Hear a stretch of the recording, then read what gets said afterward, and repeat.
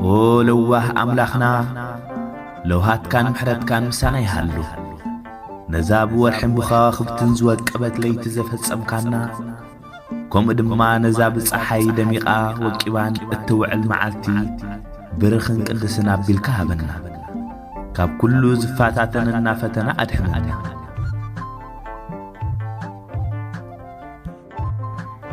ጸሎት ኣብዝጽልየሉ ጊዜ ልበይ ካልእ ይሓስብ ምእካብ ይኣብየኒ ከምዚ እንተ ኾይኑ ወላ ምጽላይ ዘይተርፈኒ